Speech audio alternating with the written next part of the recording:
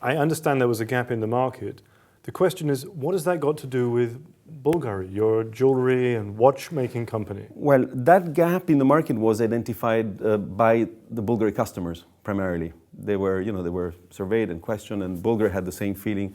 They felt that there was an opportunity to create something that was contemporary, luxurious, and Italian, and that would have perfectly translated the values of the brand into the hotel product. BULGARI acknowledged that they were not into the business of hotels, so they had the vision, they knew what to do, they knew what could have enhanced the value of the brand, but they knew they also needed solid partners that were expert in their fields, that had the right know-how to do that project together and be successful. So Ritz Carlton, who's a leader in the world in terms of luxury hotels and service, and Citterio, who really reflects the same culture that BULGARI has of being a contemporary Italian luxury designer.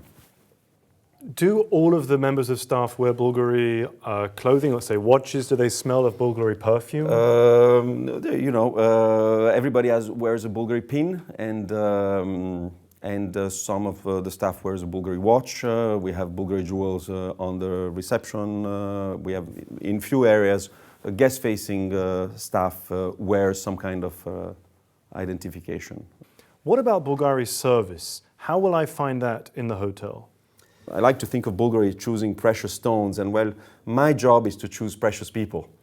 And those precious people, then we can instill the craft and the craftsmanship in them. I'm trying to imagine a complaint in the BULGARI restaurant.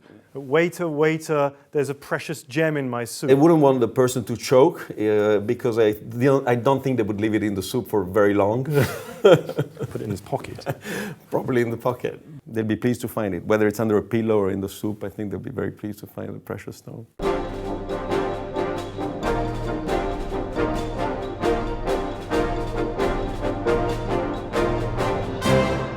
We talk about moving from product to experience. I find that a little hard to understand. When we say experience, don't we just mean service?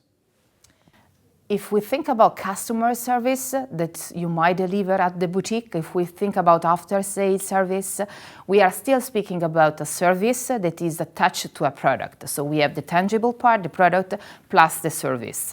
When we move into the so-called experiential luxury, we are thinking about completely different businesses, like hospitality, like spa, like luxury travels. It's really another industry. Where do you draw the line? Where do you set the line of what makes sense and what's a fantasy? It's very subjective.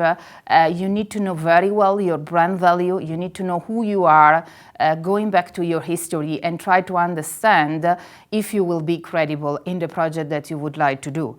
In the BULGARI hotel, it's very clear that the partnership with Ritz Carlton is what makes it work. They're buying in that expertise. When we're talking about these partnerships, how can we make sure that they work, that it's the right fit?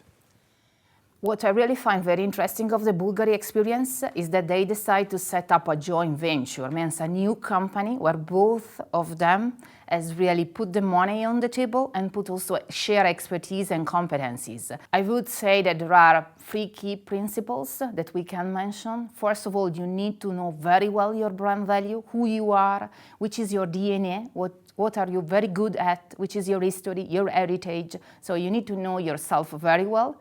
And the second point, the new business, whatever it will be, should be part of your family. What I mean, should be a real business, not a PR exercise.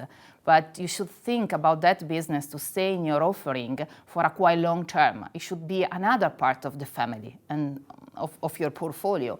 And the very last one, you need to put money on the table, because if you make investment, really you commit yourself in the project, there will be higher probability of success.